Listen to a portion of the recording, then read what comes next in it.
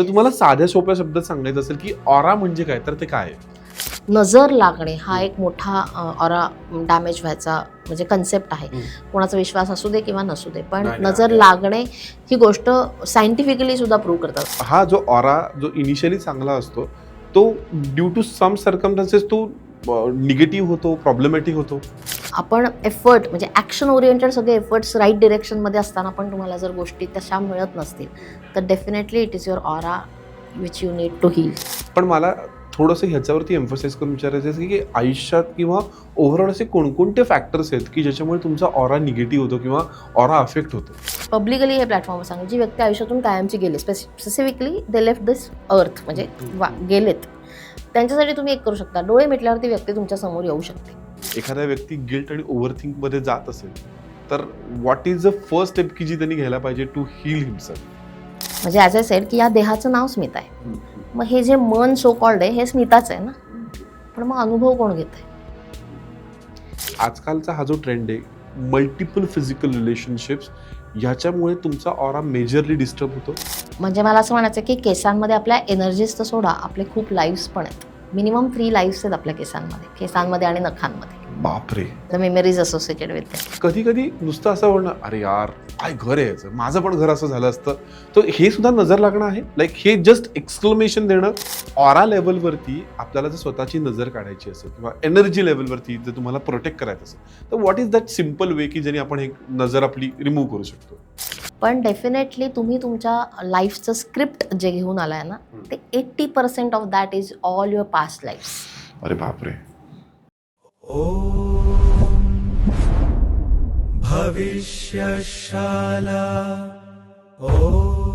नमस्कार.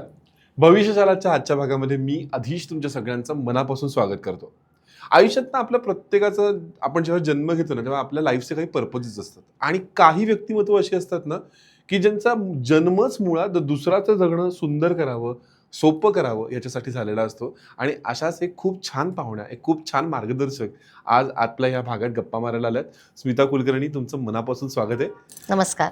Sir, Smita madam बद्दल सांगायचं म्हणजे तुम्ही यू जस्ट नेम इट की तुम्हाला कोणता प्रॉब्लेम आहे. तुम्हाला ऑराचा प्रॉब्लेम आहे, तुम्हाला प्राणी हिलिंगचा प्रॉब्लेम आहे, तुम्हाला रेकी घ्यावीशी वाटते, तुम्हाला मेडिटेशन, तुम्हाला मॅनिफेस्टेशन करायचं आहे. मी म्हटलं ना की सगळ्या प्रकारे तुमचं जगणं सोपं करायचं काम स्मिता मॅडम करणार आहेत. सो आज आपण स्पेसिफिकली ऑरा आणि या सगळ्या गोष्टींबद्दल बोलणार आहोत. पण ना ते विचारायच्या आधी मला कुठेतरी तुम्हाला हे जाणून घ्यावंसं वाटतं की तुम्हाला आपण ह्या अशा एखाद्या फील्डमध्ये यावं, नाहीतर कोणाचं तरी आयुष्य आपण छान करावं, ही फिलिंग कशी आली आणि ह्या सगळ्या जर्नीची सुरुवात कशी झाली?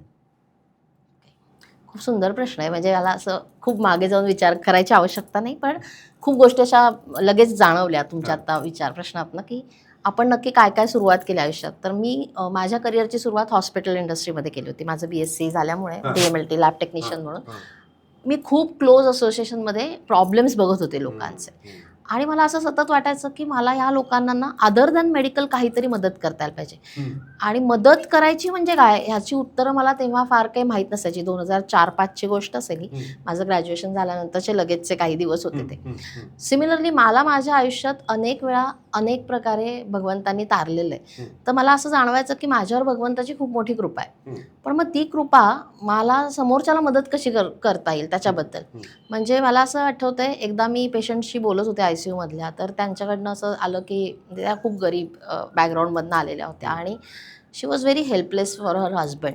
आणि तिथे मला एक खूप मेजर हिट झाला होता की पैसे तर मी पण नाही देऊ शकत आहे त्यांना, किंवा मी त्यांचा पेनही नाही कमी करू शकत आहे, मग मी त्यांना काय देऊ शकते?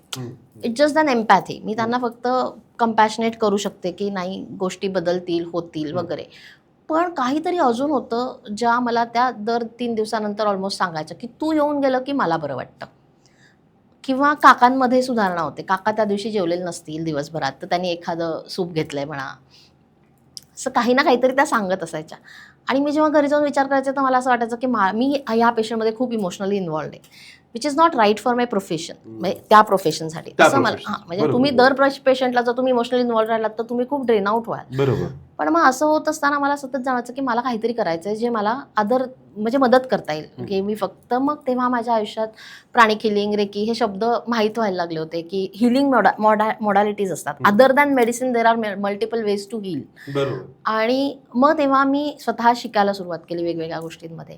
आणि मग खूप मेजर शिकले का तर नाही, ती पण गोष्ट तुमच्या आयुष्यात यायला एक वेळ लागते. बरोबर. तर इथून ती सुरुवात झाली होती. म्हणजे असं म्हणा की त्याचं बीज तिथे पेरलं गेलं होतं. पण जसं मी म्हटलं की मला खूप परीक्षा द्याव्या लागल्या माझ्या वैयक्तिक आयुष्यात त्याच्यासाठी. आणि ऑफकोर्स जेव्हा तुम्ही एखाद्या डिवाईन मोठ्या पर्पजसाठी तुम्हाला निवडलेलं असतं ना, तेव्हा तुम्ही खरंच ते म्हणजे करू शकता का, ह्याच्यासाठी तुमची एक वेगळी टेस्टिंग चालू असते. मग मला त्याच्यानंतरच्या आयुष्यात मेजर हेल्थ इश्यूज झाले, बऱ्याच गोष्टी म्हणजे फायनान्शियल क्रायसिस आले, इमोशनल क्रायसिस झाले, कारण की फायनान्शियल आणि हेल्थ इश्यूज एकत्र होत होते. आणि ह्या सगळ्या प्रवासामध्ये मला कोण ना कोणतरी त्या दरम्यान असं मदत करायचं. आणि then I used to feel नाही हे आपण पण हायर पर्पज म्हणजे लोकांना माझ्याकडनं काहीतरी दिलं गेलं पाहिजे. आणि मग माझ्या आयुष्यात रेकी आली, मग माझ्या आयुष्यात प्राणिक हिलिंग आलं. आणि ऑनेस्टली म्हणजे रेकी काय, प्राणिक हिलिंग काय, परमेश्वर किंवा ते तुम्हाला निवडतात हे मी प्रत्येक वेळेला अनुभवलं. म्हणजे मला आज असं वाटत असेल ना की मी ह्यांच्याकडनं घेतले ट्रीटमेंट किंवा हे शिकवतात पण, तर मी ह्यांच्याकडे शिकेन. It never happen that way. मी प्रत्येक वेळेला नवीन वेगळ्या गुरूंकडे, आणि ते गुरु माझ्याकडे आपोआप आले कुणाच्या ना कुणाच्या माध्यमातून. म्हणजे मी खूप म्हटलं की मला महेश दादांकडनंच प्राणिक हिलिंग शिकायचं आहे. नाही, मी राजू सरांकडनंच प्राणिक हिलिंग शिकले. आणि ते खूप म्हणजे व्हेरियस वेजनी माझ्यापर्यंत राजू सर येत गेले. म्हणजे काही लॉजिकच नव्हतं. मला राजू सर कोण हे माहीत नव्हते, काहीच नाही. असं प्रत्येक वेळेला सेम विथ रेकी. म्हणजे मी रेकी शिकलेलं नसताना खूप जणांना वाटायचं की मी रेकी हिलिंग करते. आणि दॅट वॉज मिरॅकल. सगळे लोक मला विचारायचे की तू रेकी करते का, आणि आय एम लाईक मी काय करते नाही सांगता येणार, पण मी रेकी नक्की शिकले नाही. I am not certified. म्हणजे that time I was not certified. पण मला असं म्हणायचं की मला जे देवाच्या कृपेने मला जे काही समजते ते मी तुम्हाला प्रयत्न करून देते. आणि नंतर मग ते रेकीचे गुरु माझ्या समोर आले. असंच एक जणांनी मला असं सांगितलं. तर ह्या सगळ्या कनेक्शनमध्ये एक दोन गोष्टी खूप कॉमन आहेत. म्हणजे जिथे स्वामी महाराज अक्कलकोटचे येतात, जे माझं आराध्य असं मी म्हणेन, की माझं जन्मगाव नसलं तरी माझं काय म्हणतात माझ्या बाबांचं गाव अक्कलकोट आहे. त्यामुळे मी खूप लहानपणापासून महाराजांशी जोडलेली आहे. आणि नर्मदा मैयाशी आता जोडलेली आहे. तर नर्मदा मैयाच्या माध्यमातून मला राजू वाटवे सर भेटले, ज्यांच्याकडनं मी प्राणिक हिलिंग शिकले. आणि अक्कलकोट स्वामी महाराजांचं काय म्हणतात एकदम खूप जास्त स्ट्रॉंग फॉलोअर अजित सर म्हणून होते. त्यांनी देह ठेवला आता, पण त्यांच्याकडून मला रेकी शिकायची बुद्धी किंवा ती माझ्यापर्यंत त्यांच्याकडनं पोचली.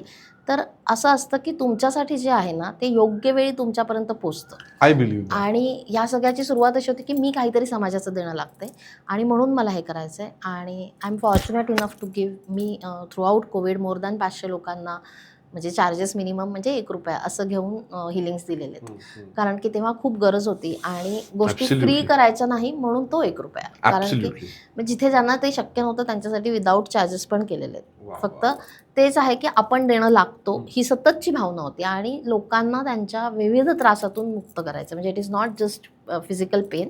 तेव्हा हॉस्पिटल इंडस्ट्रीमध्ये असल्यामुळे फिजिकल पेन जास्त दिसत होतं, जवळून जाणवत होतं. पण जसं जसं मी पुढे माझ्या आयुष्यात सुद्धा मोठी होत गेले, 20-22व्या वर्षी तुम्हाला काय एक्सपोजर असतं, मग तुम्हाला लक्षात येतं की लोकांच्या आयुष्यात रिलेशनशिप हे प्रॉब्लेम आहेत. कोणाला इन लॉसचे इश्यूज आहेत, कोणाला फायनान्शियल क्रायसिस आहेत, कोणाला नवरा बायकोंमध्येच नात्यांमध्ये इश्यूज आहेत. असे वेगवेगळे म्हणजे problem is as you said it, you name it, there are multiple layers to it. आणि प्रत्येक व्यक्तीवरून वेगळी दिसत असते, त्याचे वेगवेगळे प्रॉब्लेम्स असतात. म्हणजे आज ज्याच्याकडे खूप जास्त पैसा आहे त्याच्याकडे काहीतरी म्हणजे मिसिंग आहे, त्याला झोप येत नाही, is can be his problem. म्हणजे कदाचित काहीच टेन्शन नाही आहे, हे पण एक टेन्शन असू शकतं. अगदी बरोबर. त्यामुळे सतत देत राहायचं या भावनेनी. आणि ऑनेस्टली मी काही तेव्हा खूप फायनान्शियली ग्रेट नव्हते की मी उठून रोज प्रत्येक पेशंटला काहीतरी देईन. माझ्याही करिअरची सुरुवात होती आणि लहान वयातच खूप गोष्टी वेगळ्या पद्धतीने घडत होत्या. त्यामुळे आज एखाद्या पेशंटला मला जर ₹1000 जरी द्यायचे असतील तरी मला विचार करावा लागायचा. पण त्यातनं असं लक्षात आलं की पैशांपेक्षा वेगळं बरंच काही देता येतं. आणि मग तिथून ही सगळी हिलिंगची वेगवेगळी टेक्निक शिकणं आणि मग त्याबद्दलचा अभ्यास आणि मग ते मार्गदर्शन ध्यानातून येत होतं, वेगवेगळ्या माध्यमांमधून समोर येत होतं. आणि तसे लोक म्हणजे मी सांगते की प्रत्येक वेळेला मला गुरूंनी निवडलेलं आहे. मी कुणाकडे मला हे शिकायचं असं म्हणून गेले तरी त्यांनी मला ते दिलेलं नाही आहे आणि हे आजही चालू आहे. अगदी बरोबर. आणि मी हे रिलेट का करू शकतो माहिती का, कारण जेव्हा आम्ही भविष्यशालाची सुरुवात करायचं होतं आमचा हेतू हाच होता की ह्या विषयांमध्ये ना की वरवर बोलणारी बरीच जनता आहे, त्याच्या गाभ्यामध्ये जाऊन खरंच समाजाला काहीतरी आपण शिकवतोय, ही फिलिंग खूप मिसिंग आहे. आणि त्याकरता आम्ही हा सगळा प्रयत्न सुरू केलाय. आणि मला असं वाटतं की आपण खूप छान नोटवरती या गप्पांना सुरुवात केलेली आहे. तर आता मी मेन विषयाला हात घालावा असं वाटतं मला, की जिथे आज आपण ऑरा ह्या विषयावरती बोलतोय. आणि अनेकदा असं होतं ना, की एखाद्या व्यक्तीचा ना ऑरा आपल्याला सडनली खूप छान वाटतं. नाहीतर अनेकदा ना अनेकांची अशी स्टेटमेंट की का कोणाच ठाऊक यार ना, तो पण तो दिसला की डोक्यात जातो. So basic is it related to aura? आणि जर तुम्हाला साध्या सोप्या शब्दात सांगायचं असेल की ऑरा म्हणजे काय, तर ते काय आहे? सोप्या भाषेत सांगायचं झालं, जसं तुम्ही अगदी सांगितलं, की एखादी व्यक्ती दिसली की आपण खूप प्रसन्न होतो. तेच एखादी व्यक्ती आली की आपल्या डोक्यात तिडीक जाते, हां. कशाला आली ही हां, समोर. हां. आणि हे खूप क्लोज रिलेशनमध्ये असतं, वर्क प्लेसेसला असतं, म्हणजे सगळीकडेच असू शकतं. बरोबर. अगदी आपण रँडम मॉलमध्ये फिरायला गेलो ना, तरी आपण एखाद्या व्यक्तीकडे बसून बघून हां, स्माईल देऊ हां, शकतो. सिमिलरली एखादी व्यक्ती समोर आली तरी आपण असं मान वळून फिरून जातो. Nothing wrong. आपल्याला ते ओळखीचेही नसतात. बरोबर, म्हणजे बरोबर. जिथे ओळख आहे तिथे ॲटलिस्ट काहीतरी मेमरीज आहेत, काही गोष्टी असोसिएटेड आहेत. जिथे ओळखही नाही आहे, रँडम लोकांबरोबर असं होतंय. याचा अर्थ there is much more than what you see as a physical body. बरोबर. म्हणजे मला स्माईल करायची इच्छा का होते जर समोरचा माणूस स्माईलही करत नाही किंवा मला तो ओळखीचाही नाही आहे. याचा अर्थ there is some more vibrations जे माझ्या सोलला समजतात, माझ्या ऑराला समजतात. ऑरा इज बेसिकली आपल्या ही जी फिजिकल बॉडी दिसते त्याच्या बाहेर एक एनर्जी फील्ड आहे. ते बाहेर आहे शरीराच्या. म्हणजे ही जर माझी फिजिकल बॉडी असेल तर माझा ऑरा इथे, म्हणजे मिनिमम ऑरा इथे. तर ज्यांचे ऑरा स्ट्रॉंग असतात याचा अर्थ की ज्यांच्याकडे हे म्हणजे फिजिकल बॉडीच्या बाहेरचं जे प्रोटेक्शन एनर्जीचं ते काही फुटांनी लांब आहे, त्यांच्याकडे बघून आपल्याला प्रसन्न वाटतं. कारण त्यांच्याकडनं त्या पॉझिटिव्ह व्हायब्रेशन्स आहे. त्यांचा ऑरा लगेच आपल्याला कॅच होतो. आणि सिमिलरली ज्यांचे ऑरा डिप्लिटेड आहेत, म्हणजे काही इश्यूजनी म्हणा किंवा काहीही गोष्टींनी, तर त्यांच्याकडे बघून आपल्याला असं सगळं वाटतं. म्हणजे कदाचित ती व्यक्ती आपल्याला वैयक्तिक काही त्रास देत नसते, पण द मिनिट दे एंटर आपल्याला राग यायला लागतो, आपल्याला चिडचिड होते. Same happens with places. एखाद्या ठिकाणी गेल्यावर तुम्हाला खूप प्रसन्न वाटतं. एखाद्या ठिकाणी गेल्यावर कधी एकदा मी इथून निघून जाऊ, माझं काम सफोकेटेड फील हां, होतं. म्हणजे छान असतं, ॲम्बियन्स छान असतं. म्हणजे हे खूप वेळा रेस्टॉरंट्स, कॅफेजच्या बाबतीतही होतं, की आपण मीटिंगला जातो, तिथे ॲम्बियन्स इतका छान असतो, पण we don't feel that good because aura is for places as well. म्हणजे फक्त माणसांचा ऑरा आहे का, तर नाही. It is with even places. अच्छा. त्यामुळे ऑरा ही गोष्ट अशी आहे की जी सगळीकडे प्रेझेंट आहे, लिव्हिंग नॉन लिव्हिंग सगळ्यासाठी. मला एक विचारावंसं असं वाटतं की माझ्या आयुष्यात तुम्ही आता बोलल्यानंतर ना माझी एक कॅल्क्युलेशन सुरू की हा ह्याचा ऑरा ह्याचा ऑरा. तर काही लोक माझ्या आयुष्यात अशी आहेत ना की देर वॉज अ टाइम की जेव्हा त्यांच्याकडनं मला खूप छान वाईब्स यायच्या, एक खूप छान ऑरा हे यायचं. पण over the period of time ना मला समहाऊ आता ती लोक नकोशी झालीत. सो डू यू फील की हा जो ऑरा जो इनिशियली चांगला असतो तो ड्यू टू सम सर्कमस्टन्सेस तो निगेटिव्ह होतो, प्रॉब्लेमॅटिक होतो? याला 2 उत्तर आहेत. म्हणजे ऑनेस्टली तुमच्या स्पेसिफिक बाबतीत जी लोकं आहेत ती तुमच्याशी आता म्हणजे for you feeling them not good, so good is can be अ कार्मिक ऑर सोल लेवल म्हणजे त्याच्यावरचे जे कम्युनिकेशन्स असतात ते मी तुम्हाला पुढे नंतर सांगेनच. येस, ऑरा डिप्लीट होतो, ऑरा मेंटेन राहत नाही. म्हणजे बेसिकली डे टू डे लाईफमध्ये there are some things which you do not do. मग एका ठराविक काळानंतर तुमची एनर्जी कमी कमी व्हायला लागते. You have to recharge it actually every day. तर आपली जी पूर्वीची लाईफस्टाईल होती ना, तेव्हा आपण म्हणजे आठवत असेल तुम्हाला तर मेजॉरिटी ऑफ द टाईम लोकांना जमिनीला नमस्कार करून उठायची सवय होती. घरात चप्पल घातली जायची नाही. आता सरसकट घरात चप्पल घातली जाते. I am just giving this example. Grounding हा एक विषय आहे त्यातला, ऑरा नीट राहण्यासाठीचा. जेवढे पाय तुमचे जमिनीला, आता आपण राहतोच फ्लॅट सिस्टममध्ये, त्यामुळे आपल्या जमिनीशी कनेक्टही तसा वरती वरती गेल्यामुळे कमी झाला. बट फ्लोरिंगवर पण पाय नाही आहेत आपले. सतत पायात झोपेतनं उठलं की बेडवरनं पाय खाली ठेवायच्या आधी पायात स्लीपर घातली जाते.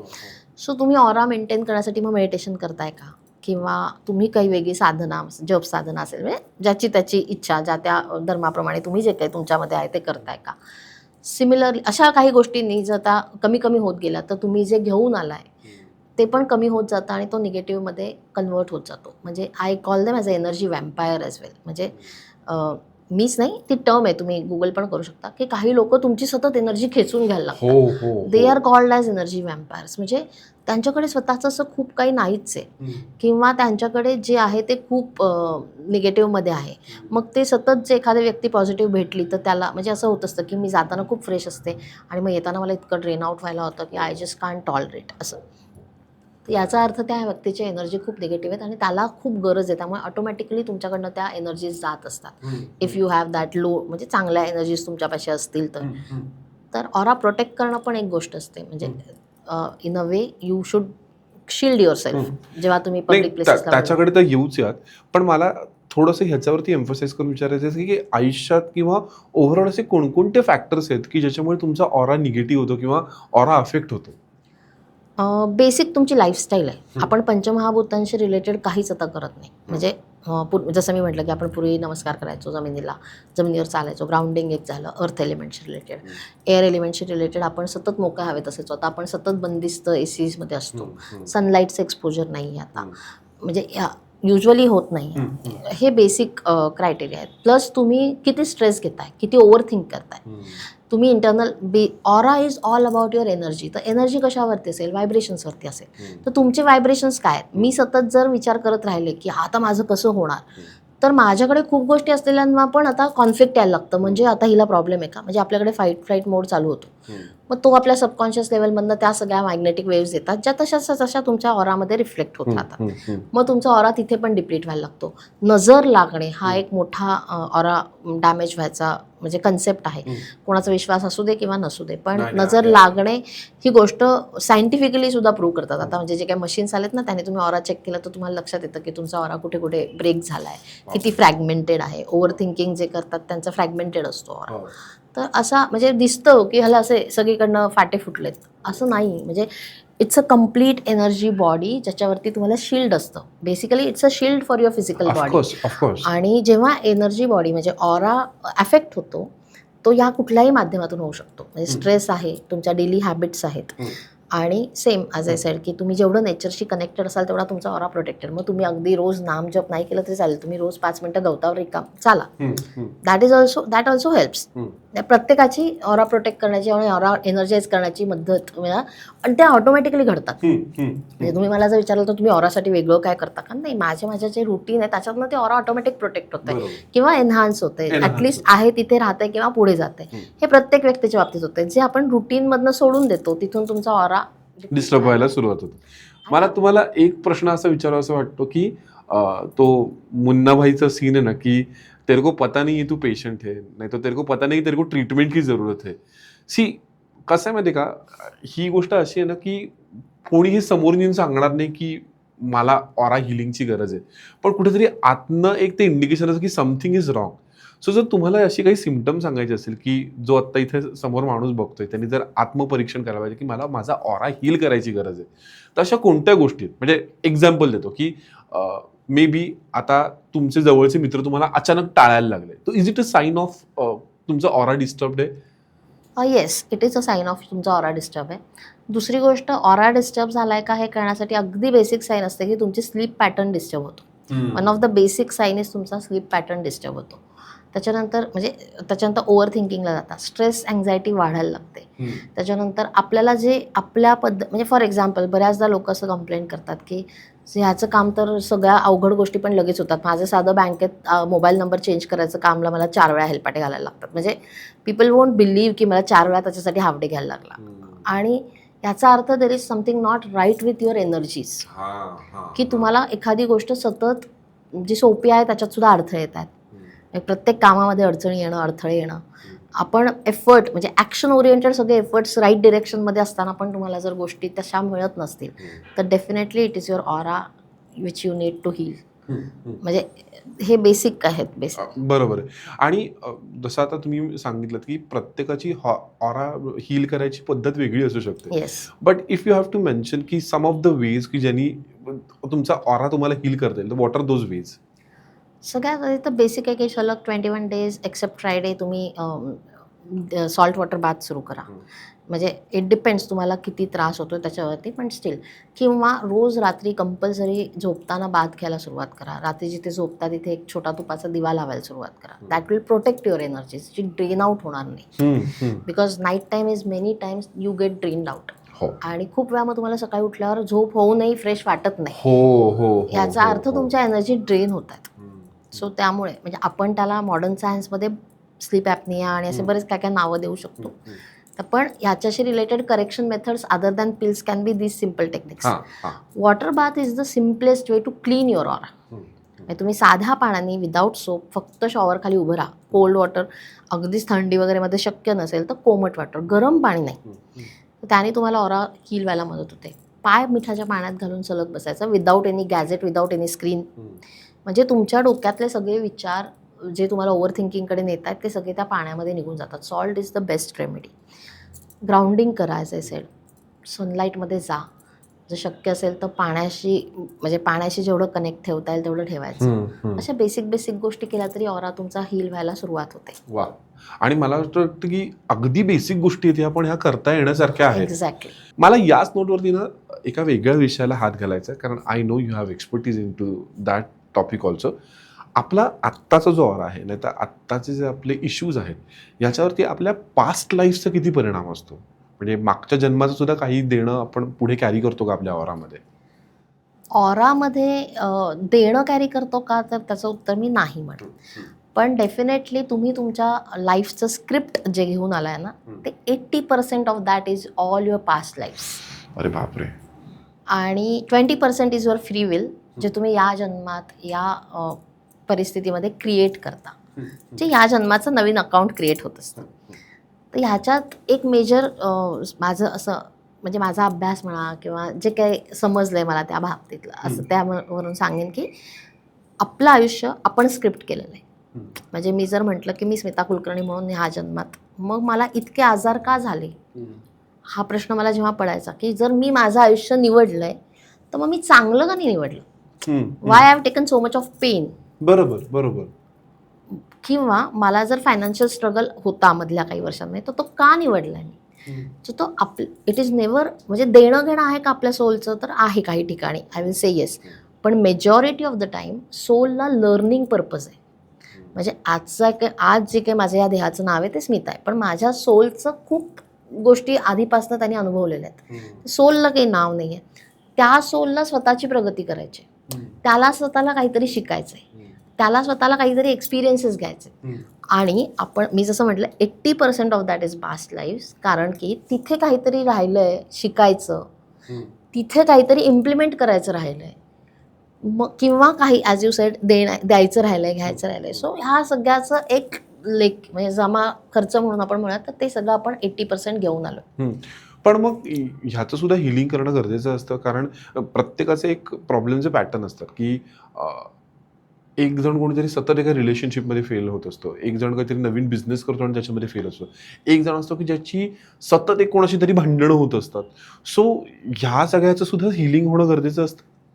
ह्या सगळ्याचं उत्तर फक्त हिलिंगमध्येच असतं. म्हणजे if you ask me as काय म्हणा काउन्सिलर, मी REBT सारखे कोर्सेस सर्टिफिकेशन्स पण केलेले आहेत. पण ते जोपर्यंत तुम्हाला एक लेवलवरती आणून मी तुम्हाला मानसिकरित्या स्टेबल करत नाही, तेव्हा ते मला मदत करतात. पण if you want a permanent solution, you need to go for healing is my say. आणि मी एवढ्या मोठ्या प्लॅटफॉर्मवरनं हे बोलायची हिंमत अशी ह्याच्यासाठी करू शकते की मी हे बघितलं लोकांमध्ये चेंजेस, किंवा रादर लोकांनी मान्य केलेत. ओके, म्हणजे यंग 20-22 वर्षांचा मुलगा आला होता आणि ही इज लाईक 9वीपासून माझ्या रिलेशनशिपमध्ये हेच होतं की 9thमध्ये he had his first girlfriend. त्या खूप माझ्याकडनं एक्सपेक्ट करतात, मी खूप देत राहतो आणि म्हणजे मी त्यांच्यासाठी खूप साऱ्या गोष्टी माझ्या बदलतो आयुष्यात. आणि एवढं सगळं केल्यावरही त्या निघून जातात. They abandon me for whatever reason. किंवा ब्रेकअपची त्याच्याकडे अशी सायकल होती. 9वीला किती असेल तो, 15-16 वर्षाचा असेल. अप टू 4-5 वर्षात he had more than 5 breakups. म्हणजे ॲव्हरेज 1 वर्षाला एक girlfriend. See I am not saying की ते चुकीचं आहे बरोबर, ह्याच्यामध्ये नाही जायचं, पण ही हॅज रिअलाइज की मी काहीही केलं ना तरी समोरची व्यक्ती मला सोडून जाते किंवा डिच करते. आणि हा त्याला पॅटर्न आहे. आणि तो आला होता वेगळ्याच गोष्टींसाठी माझ्याकडे, पण आय कुड मेक आउट की ह्याच्याकडे हा पॅटर्न आहे आणि ह्याला ह्याच्यावरती हील करायला पाहिजे. ह्याच्यामध्ये हिलिंगमध्ये वन ऑफ द मेजर काय म्हणा फिलिंग इज ऑफ रिजेक्शन आणि अबॉन्डनमेंट. रिजेक्शन कुठून येतं तुम्हाला? तुम्ही आईच्या पोटात जेव्हा असता ना तेव्हा सुद्धा तुम्ही रिजेक्टेड असता. फॉर एक्झाम्पल, घरात चर्चा होतीये की मला मुलगा पाहिजे आणि तुला मुलगी पाहिजे, वॉट एव्हर. बाळ जर आतमध्ये वेगळ्या ह्याचं असेल तर त्याला ते रिजेक्शनचं फील आहे ना, की nobody is accepting me what I am. म्हणजे I am not saying it for मुलगा और मुलगी, it is for the baby. म्हणजे जिथे मुलगी जन्माला येते आणि ज्यांना मुलगा पाहिजे किंवा उलटं पण होण्या की बऱ्याचदा असं असतं की पालकांना मुलगीच पाहिजे असते तिथे मुलगा आहे, तिथेही तर मेजर रिजेक्शन आहे. कारण तुम्ही 10 वेळा गमतीमध्ये सुद्धा ते बोललेलं आहे. म्हणजे ते गमतीमध्ये सुद्धा बोलायला नाही पाहिजे पण आपण. एक्झॅक्टली. आणि ते तर खूप मोठी थेअरी आपण म्हणजे पुढे जाऊ तसं सांगेन मी, पण रिजेक्शनचं हे एक बीज त्यांनी तेव्हा घेतलेलं आहे आणि he is getting it rejected everywhere. Similarly he has his father who left him, म्हणजे त्यांच्या फॅमिलीलाच ते सोडून गेले. Abandonment at the age of 4, जेव्हा त्याला माहितीच नव्हतं. म्हणजे 4 वर्षाच्या मुलाला आपले बाबा आपल्याला सोडून जातात हे काय कळतं. सेम थिंग माझ्या आयुष्यातली गर्लफ्रेंड तेव्हा माझी सगळ्यात महत्त्वाची आहे ना. कदाचित 4थ्या वर्षी कळलं नसेल तरी बाबा is a major role player. म्हणजे तेव्हा तुमच्या आयुष्यात सगळ्यात महत्त्वाच्या व्यक्ती 2च असतात, आई बाबा आणि असेल सिबलिंग असेल तर सिबलिंग. करेक्ट. पण आई बाबांपैकी बाबा गायबच झाले. You don't name it as abandonment but you had that feeling, तुमच्याकडे ते फिलिंग आहे. So you are getting this rejection. ते हिलिंग तिथे त्याच्या मागे असं अनेक. आणि ऑनेस्टली लोकांना असं वाटतं की म्हणजे खूप साऱ्या प्लॅटफॉर्मवरती पास्ट लाईफ रिग्रेशनबद्दल जर तुम्ही बघितलं तर हिप्नॉसिसने केल्यानंतर एक लाईफ तुम्ही टॅप करू शकता. आपल्या धर्माप्रमाणे आपल्या शास्त्राप्रमाणे तुम्ही जेव्हा मनुष्यामध्ये जन्म घेता तेव्हा तुम्ही 84 लक्ष योनींमधनं प्रवास केला आहे. सो ऑल दिस योनीज आर बेसिकली ऑल दिस डिफरंट स्पीशीज. तुम्ही माशाचा पण जन्म झालेला असेल, तुमचा झाडाचा जन्म असेल, तुमचा दगडाचा जन्म असेल. सो कुठल्या मेमरीज तुम्ही घेऊन आलाय, कशातनं काय लर्निंग राहिलंय हे कसं कळेल. तर ते शोधावं लागतं, ते टॅप करावं लागतं आणि तिथून हिलिंग झालं की मग ते प्रॉब्लेम सॉल्व्ह होतात. नाऊ ही इज ऑलमोस्ट 27 आणि had a good relationship almost of 3 years. आता ते यावर्षी प्रोबॅबली त्याच मुलीशी लग्न झालं तर मग मी प्लीज आम्ही आमच्या पॉडकास्टवरती पण तुम्ही पुढच्या वेळेला येऊन सांगा. पण मला आता हे तुम्ही बोलताना ना एक जाणवलं की कळत नकळत ना आपल्या अवतीभोवतीची लोक जी वागतात त्याच्या आपल्या ऑरावरती आपल्या एनर्जीवरती खूप परिणाम होत असतात. म्हणजे अगदी बेसिक आहे की काय बोलताना कुठल्या तरी एखाद्याच्या शारीरिक व्यंगावरनं किंवा एखाद्याच्या मॅनरिझमवरनं पटकन बोललं की ह्यानी सुद्धा त्या माणसाच्या मनावर तेवढा आघात होऊ शकतो हे आपण विचारही करत नाही. आणि मनाला आघात तर खूप लांबची गोष्ट झाली. म्हणजे ते तर असं मी म्हणेन की मन ही खूप छोटी वरवरची गोष्ट आहे. सोलला जे इम्प्रिंट्स येतात ना ते खूप मेजर असतात. कारण आपल्याकडे म्हणजे एक साधी कन्सेप्ट आहे की आपण जाताना काय घेऊन जाणार आहे, खाली हात आहेत ते असं म्हणतो. मग आपण काय नेणार आहेत, आपण काय म्हणतो बघा, कर्म नेणार आहे. कर्म नेणार आहे, खरं. मग कर्म नेतो म्हणजे काय नेतो. तुम्ही काय असं बॅगेज घेऊन तर कुणाला जाताना बघितलं नाही कर्म घेऊन जाताना. मग कर्म नेतो म्हणजे काय नेतो, तर हे जे सगळं आहे ना हे सगळं इम्प्रिंट्स आपल्या सोलवरती आहेत. म्हणजे आत्ता आपण जे बोलतोय हे ऑलरेडी तुमच्या सोलवरती मी जे बोलते हे शब्द वेगळे, ह्याच्या मागच्या माझ्या भावना वेगळ्या आणि माझं आणि तुमच्या सोलचं जे काही रिलेशन असेल एन नंबर ऑफ लाईफ्समधलं ते तसेच तसं इम्प्रिंट्स येणार आहेत. म्हणजे खूप वेळा असं होतं बघा, समोरची व्यक्ती आपल्याशी खूप चांगली वागत असते, चांगली बोलत असते, पण आपल्याला मनातनं ते माहिती असतं की हे वरवरच आहे. पण हे काही त्यांच्यामध्ये ते वरवरचं नसतं आणि आयडियली त्यांच्या ॲक्शन्सही वरवरच्या नसतात. कारण ते सोलला माहिती असतं तो काहीतरी रिपे करतोय आणि so that soul is like मला हे नकोय, अशा पद्धतीने नकोय मला रिपे. सो हे imprints majority of the time मनापेक्षा जास्त तुमच्या सोलवर जात असतात आणि त्याचं तिथल्या तिथे हिलिंग करणं पण गरजेचं आहे. मी अनेक लोकांना सांगते की गिल्ट ही अशी इमोशन आहे ना जी तुम्ही लाईफ लॉंग स्वतःला पनिशमेंटमध्ये ठेवता. So the minute you feel you are feeling guilty for something, try and resolve it at the same time. एक तर गिल्ट न येण्यासाठी जास्त प्रयत्न करा. पण गोष्टी असतात ज्या आपल्या आउट ऑफ कंट्रोल असतात, तुम्हाला गिल्ट येऊच शकतं. म्हणजे आपण सामान्य माणसं आहोत, आपण काही परमेश्वर नाही आहे की प्रत्येक वेळेला आपण असं खूप कॉन्शियसली ॲक्शन्स करू. कधी कधी चुका घडतील. जर चूक अशी घडली आहे की जी अक्षम्य आहे तर त्याला आपण काहीच नाही करू शकत. तर you will get punishment for what ever reason it will be. पण तुम्ही स्वतःला पनिशमेंट द्यायचं बंद करायचं असेल तर सगळ्यात आधी स्वतःला माफ करा, गिल्टमधनं बाहेर या. आणि गिल्टमधनं बाहेर यायला लागलात की तुम्हाला आपोआप ते हिलिंग व्हायला लागतं. आणि हिलिंगची एक majority of the process is always associated with guilt. बरोबर. As you correctly mentioned about guilt ही अशी गोष्ट आहे ना की जी कधीही येऊ शकते आणि ती कधी जाईल हे तुमच्या हातात नाही. रादर ते तुमच्या हातात आहे हे असं आता तुमच्याशी बोलल्यानंतर मला कळायला लागलेलं आहे. पण गिल्ट आणि ओव्हर थिंकिंग हे खूप एकमेकांशी कनेक्टेड असं मला वाटतं. What is your opinion on that? आणि जर एखादा व्यक्ती गिल्ट आणि ओव्हर थिंकमध्ये जात असेल तर what is the first step की जी त्यांनी घ्यायला पाहिजे टू हील हिमसेल्फ? दोन्ही वेगवेगळ्या गोष्टी आहेत. गिल्टच्या आधी ओव्हर थिंकिंग नसतं, गिल्ट आल्यानंतर ओव्हर थिंकिंग होऊ शकतं. म्हणजे जर तुम्हाला इंटरलिंक करायचं असेल तर. बरोबर. एक तर ॲज आय सेड की गिल्ट येऊ नये म्हणून प्रयत्न करा, मग त्याच्या आधी म्हणजे आय विल से की आधी ओव्हर थिंक करा की एखादी ॲक्शन करायची आधी मला गिल्ट येणार आहे का. Just to name with Gen Z and Gen Alpha खूप सारे फिजिकल रिलेशनशिप्स असतात आणि मग कधीतरी अचानक गिल्ट यायला लागतं, कधीतरी अचानक. आता हे ब्लॅक अँड व्हाईटमध्ये तुम्ही राईट रॉंग म्हणायच्या भानगडीतच पडणार नाही कुणीच. म्हणजे माझं असं म्हणणं आहे, जाऊ नये त्या मार्गाला कोणी. माझं व्हॅल्यूज किंवा मी जे माझ्याकडनं घेऊन आले आहे माझ्या संस्कारांमधनं, माझ्या बिलीफ सिस्टीममधनं, त्यामुळे मला ते गिल्ट येत असतात. मला म्हणजे त्या व्यक्तीला कुठेतरी बॅक ऑफ द माइंड मला हे सांगितलं गेलं आहे की फिजिकल रिलेशनशिप तुमच्या लग्नानंतर असायला पाहिजे, एका व्यक्तीबरोबर असायला पाहिजे. पण आत्ता पिअर प्रेशर आहे, आजूबाजूला प्रत्येकाला बॉयफ्रेंड गर्लफ्रेंड आहे आणि जर समोरची व्यक्तीशी मला रिलेशनशिप ठेवायचं तर ही one of the basic need आहे. बरोबर. हे खूप मोठं कॉन्फ्लिक्ट आहे या जनरेशनचं. मग ते करताना जर मला माझ्या बिलीफ सिस्टीमवरती पूर्ण विश्वास आहे, म्हणजे माझ्या संस्कारांवरती किंवा मला जे घरातनं आधीपासून मिळालं आहे त्याच्यावरती, तर मी या पिअर प्रेशरला बळी नाही पडत. मग मला माझं कॉन्शियस गिल्ट करायला अलाउच नाही करत. बरोबर. जर माझे हे रूट स्ट्रॉंग नाही आहेत तर मात्र मी कुठेतरी स्लिपरी मोडला पटकन स्लिप होते आणि मग नंतर परत जागी झाल्यानंतर असं लक्षात येतं की हे चूक झालंय. पण मग आता होऊन गेली ना ती गोष्ट. So guilt is a punishment, जी ॲक्च्युली अशी भावना आहे ना की जी तुम्ही अनएंडिंग सेल्फ पनिशमेंटमध्ये राहता.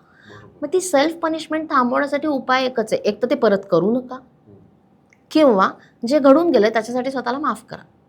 अनेकदा अशा गोष्टींची असोसिएशन की सपोज एखादी व्यक्ती जी तुमच्या आयुष्यातनं निघून गेली की तिला हे सांगायचं राहिलं किंवा तिच्याबरोबर हे वागायचं राहिलं किंवा अशी एक गोष्ट की ती आता परत घडूच शकत नाही, तर ह्या गोष्टींची जी गिल्ट असतात. आता फॉर एक्झाम्पल म्हणजे माझे बाबा जे गेले 2019ला, I had a major guilt. म्हणजे मी हे लिहिलेलं आहे धडधडीत फेसबुकवरती सुद्धा की माझे बाबा जर माझ्या जागी असते तर त्यांनी मुलीला जगवण्यासाठी वाटेल ते केलं असतं. आणि I have seen him doing that. म्हणजे मी खूप वेळा आजारी असायचे तर ते खूप डॉक्टरांकडे जातील, म्हणजे किती वेळा तरी आम्ही डॉक्टरांकडे पैसे लिहून ठेवलेले आहेत त्यावेळेस की तर तेव्हा पगार आल्यानंतर पैसे देईल, पण आत्ता माझ्या मुलीची ट्रीटमेंट करा. सो हे ह्याच्यासाठी की it was a time in my life की मी स्वतः डायलिसिस बंद करा असं त्याच्यावरती सही केली. आणि ते मला खूप मोठं गिल्ट होतं सतत. म्हणजे मला माहिती आहे मी मेडिकल प्रोफेशनमध्ये होते किंवा whatever, that is the only solution left with us for him. आणि तरीही मग मला हे गिल्ट होतंच ना की एखादी व्यक्ती म्हणजे वडीलच नाही फॉर दॅट मॅटर कुणीही असेल तर ते तुम्हाला सतत जगवण्यासाठी म्हणून प्रयत्न करतील आणि तुम्ही त्यांना असं मृत्यूच्या दारात ढकललं. कारण डायलिसिस बंद केलं याचा अर्थ तो माणूस आज ना उद्या जाणार. सो हे इतकं त्यावेळेस म्हणजे आता मी डोळ्यात पाणी पण नाही येते, याचा अर्थ ते फुल हील्ड आहे ती इमोशन. म्हणजे बाबांचं जाणं इतकं मेजर मला हिट झालं होतं की मला मनाची तयारी होती. म्हणजे आपण हे बोलायच्या गोष्टी झाल्या, गेली ना व्यक्ती निघून आणि मला त्याचं गिल्ट राहिलं ना सतत की नाही मला काहीच करता नाही आलं त्यांच्यासाठी. म्हणजे पैसे हा विषय नव्हता, वेळ हा विषय नव्हता, पण त्यांची शरीर त्याला साथ देत नव्हतं आणि आपण आपल्या व्यक्तीला त्या पेन मध्ये बघू शकत नाही. आणि एका वेळेला असं झालं की त्यांना डायलिसिस केल्यानंतर इतका ताप यायचा आणि ते थंडीने उडायचे, ते इन्फेक्शन सगळं स्प्रेड व्हायचं. म्हणजे ते सगळ्या गोष्टी हाताबाहेर गेल्या. आणि तेव्हा मी ऑलरेडी हिलर होते, मला हे समजत होतं की इट्स हाय टाईम नाऊ. त्यांचा ऑरा खूप डिप्लीट होत होता, त्यांच्याकडे स्वतःच्या अशा एनर्जीच उरलेल्या नव्हत्या. म्हणजे आम्ही बाहेरून किती काही केलं तरी त्यांच्या स्वतःच्या काही नाही. इट वॉज डन फ्रॉम हिम. म्हणजे ते कुठल्याही क्षणी सोडून द्यायला तयार होते. मग आपण मशीनवर किती ठेवायचं हे मला दोन्ही बाजूंनी कळत होतं. पण मी ॲज अ मुलगी मला ते गिल्ट सतत येत होतं ना. देन आय रिअलाइज की हो 10 दिवस 15 दिवस याच्यासाठी मी रडणार आहे बाबा गेल्यानंतर. ते त्याच्या आधी बाबा असताना सुद्धा जेव्हा बंद केलं होतं डायलिसिस तेव्हा सुद्धा हे गिल्ट म्हणजे हे सतत होतं. Then how I healed it. हे तर मी पब्लिकली हे प्लॅटफॉर्मवर सांगेन. जी व्यक्ती आयुष्यातून कायमची गेली, specifically they left this earth, म्हणजे गेलेत, त्यांच्यासाठी तुम्ही एक करू शकता. डोळे मिटल्यावर ती व्यक्ती तुमच्या समोर येऊ शकते जर तुमचं त्यांच्याशी खूप कनेक्शन चांगलं असेल तर. आपल्या हृदयापासनं म्हणजे हार्ट चक्रापासनं पिंक लाईट बाहेर येतो असं बघायचं, त्यांचा चेहरा आपल्यासमोर येतो, त्यांना सांगायचं जे काही सांगायचं राहिलंय, जे काही वाटतं. आता मी माझ्या बाबांना असं सांगायचं, बाबा माझ्या हातातच नव्हतं, आणि actually smiled. He was not, म्हणजे त्यांना नाही त्याचं दुःख की माझ्या मुलाने किंवा मुलीने माझ्यासाठी काय केलं किंवा काय नाही. So you get a confirmation की त्यांना नाही आहे त्याचं दुःख. आणि जसं मी म्हटलं की ते सोलचं इमोशनल कॉन्ट्रॅक्ट आहे ना, त्यामुळे त्यांच्याकडे शब्द नव्हते किंवा आय एम नॉट दॅट की मी त्या दुसऱ्या ह्याच्यातनं ते काय बोलतील हे भाषा समजायची माझी काही तेव्हा तर अजिबातच 2019मध्ये माझी काही तेवढी प्रगती नव्हती की मृत व्यक्तीशी संवाद साधणे वगैरे असं काही तेव्हा नव्हतं. पण आय कुड फील दॅट. मला ते इंटरनल हिलिंग झाल्याचं सुद्धा एक फिलिंग आलं. Once I started giving him pink light, almost for more than 3 to 4 days every day मी डोळे मिटून बसायचे. बाबांच्या डोळ्यासमोर चेहरा यायचाच, आपोआपच यायचा. कारण ते दिवसच तसे होते, म्हणजे within his 10th day or something, की ते सतत माझ्या डोळ्यासमोर यायचे. आणि तेव्हा मग मी फक्त त्यांना पिंक लाईट द्यायचे आणि माझ्या मनात जे आहे ते सगळं सांगायचे. मग तक्रार असेल, मग वाईट वाटत होतं मला, म्हणजे जे काय असेल ते, बाबा तुम्ही जे एकदा असं झालं की डायलिसिस संपल्यानंतर ते थांबवल्यानंतर ते एकदा म्हणाले, मला आत्ताच्या आता डायलिसिसला घेऊन चल. आणि जेव्हा आम्ही ॲक्च्युली त्यांना डायलिसिस करायचो तेव्हा ते खूप वैतागलेले असायचे. तेव्हा मी त्यांना म्हटलं होतं की हे मी त्यांना गेल्यानंतर सुद्धा म्हटलं की बाबा हे तुम्ही खूप जर आधी ॲक्सेप्ट केलं असतं ना तर कदाचित अजून तुम्ही आमच्यासोबत असला असतात. म्हणजे हे सुद्धा मी त्यांच्याशी बोललेली आहे तेव्हा. आणि ही स्माइल्ड, ही ॲक्सेप्टेड की कदाचित झालं असतं, पण नो, माझं हा वेळ आहे. आणि मला तसं नाही, त्यांचं असं होतं की मला ह्याचं दुःख नाही की तुम्ही माझ्यासाठी काही केलं नाही किंवा डायलिसिस थांबवलं. कदाचित ते अनकॉन्शियसली खूप टॉक्सिन्स असल्यामुळे तेव्हा शरीरात साठत गेले म्हणून ते ॲक्शन तेव्हा झाले असतील, पण इट वॉज नॉट मी. असं त्यांच्याकडनं मला डायरेक्ट कम्युनिकेशन आलं ना, व्हॉट एव्हर वे. बरोबर. सो तुम्ही असं तर डायरेक्ट करू शकता. एक्झिस्टिंग म्हणजे आता हे ब्रेकअप पॅटर्न्समध्ये बेसिकली जिथे व्यक्ती असते पण तुमच्या संपर्कात नसते. So just pen paper it. म्हणजे काय, तुम्हाला जे वाटतंय ते शब्दांमध्ये न लिहिता स्क्रबल करा. स्क्रबल करा म्हणजे रेघोट्या ओढा. म्हणजे तुमच्या डोक्यात ते सगळे विचार आहेत, जितके ते हे येतील तसं स्क्रिबल करत राहा. शब्दांमध्ये लिहिलं की युनिव्हर्स कन्फर्म करतं. मेजॉरिटी ऑफ द टाइम काय होतं, जेव्हा ती एखादी व्यक्ती तुमच्या आयुष्यातनं निघून गेले, तुम्हाला भांडायचं खूप असतं, सॉरी, किंवा खूप साऱ्या वाईट इमोशन्स, वाईट म्हणण्यापेक्षा निगेटिव्ह इमोशन्स असतात की हेच तू माझ्याशी असं वागला, हेच तू माझ्याशी वागलीस, किंवा तुला असं वागायला काय हरकत होती, असं सगळं आहेत. when you write it in the words, universe confirms it. So you don't have to write in the words. युनिव्हर्सला शब्दांची भाषा कळते का? नाही. पण तुम्ही जेव्हा लिहिता ना तेव्हा ते कन्फर्मेशन असतं. युनिव्हर्स फक्त एनर्जी आणि फ्रिक्वेन्सीवरती काम करते. मग आता तुम्हाला हे स्क्रिबल केल्यानंतर तुम्ही काय करा, हा पेपर फोल्ड करा, 24 तास पाण्यामध्ये ठेवा. त्यामध्ये तुम्हाला ड्रेन आउट होतात सगळं. Actually this is a scientific method. तुमच्या आतमध्ये जे इमोशन्स आहेत ते लिम्फॅटिक सिस्टीममधनं, शरीर 70% पाणी आहे, ह्या सगळ्यातनं ते फ्लो होतात. ते परत बाहेर आले, वेगळ्या एनर्जी फॉर्ममध्ये बाहेर आले, ते परत पाण्यात सेटल करा. Then you destroy it. इथून तुम्हाला त्याच्यानंतर तुम्ही स्वतःला माफ करू शकता फिजिकल ह्याच्यात. म्हणजे आता ती व्यक्ती आयुष्यात आहे, मग हळूहळू तुमचं तो इमोशनल लोड कमी होतो, तुमचं ओव्हर थिंकिंग कमी होतं आणि मग तुम्ही स्वतःला माफ करायच्या पोझिशनला येता. तोवर तुम्ही दुसराच चुकीचा ह्याच्यावरती ठाम असता. अगदी बरोबर. ऍक्च्युली ना मला पुढचा वेगळा प्रश्न विचारायचा होता, पण आपल्या बोलण्यामध्ये ना एक खूप महत्त्वाचा प्रश्न माझा आता जस्ट पॉपअप झाला अँड विच आय थिंक खूप आजची जी जनरेशन आहे ती ह्याला खूप रिलेट करू शकेल. खूप सेन्सिटिव्ह विषय, पण मला हा विचारायचा वाटतंय, डू यू थिंक की आजकालचा हा जो ट्रेंड आहे, मल्टिपल फिजिकल रिलेशनशिप्स, ह्याच्यामुळे तुमचा ऑरा मेजरली डिस्टर्ब होतो? Yes, definitely. तुमचा ऑरा मेजरली डिस्टर्ब होतो. तुमचं कार्मिक रिलेशन्स खूप बेकार पद्धतीने तयार होतं, ऑनेस्टली.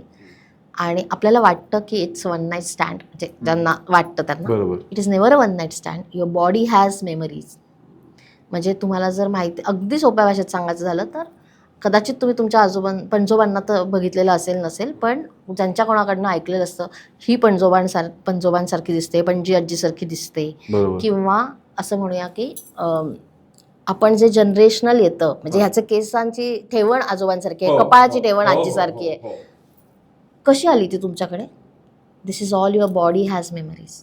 ते त्यांच्याकडनं तसंच्या तसं आलेलं आहे. सो जेवढे तुम्ही मल्टिपल पार्टनर्स क्रिएट करता, ऑरा तर 100% खराब होतो, पण अदर दॅन ऑरा तुमच्याकडे खूप साऱ्या गोष्टी डिस्टर्ब होतात ज्या बॉडी लेवलला, सोल लेवलला डिस्टर्ब होतात. आता ह्याच्यावरती मला एका म्हणजे तुम्हाला काउंटर क्वेश्चन वाटेल, एका यंग मुलानेच हा प्रश्न विचारला होता, जेव्हा तुम्ही हे सगळं कार्मिक रिलेशन म्हणता तेव्हा मग हे आमचे पास्ट लाईफचे पण रिलेशन नसतील कशावरनं? म्हणजे कशावरनं असं नाही आहे की ते हे मागच्या जन्मातलं राहिलेलं मी पूर्ण करतो. सो होऊ शकतं का? तर होऊ शकतं, पण नॉट फॉर एव्हरीवन. एखाद दुसऱ्या वेळेला असं असू शकतं की मल्टिपल पार्टनर्स असायचं कारण असं आहे की तुमचं अब्यूज झालेलं आहे एन नंबर ऑफ लोकांकडनं and you are repaying it. पण that's in a very rare case आणि तुम्हाला ते शोधावं लागतं.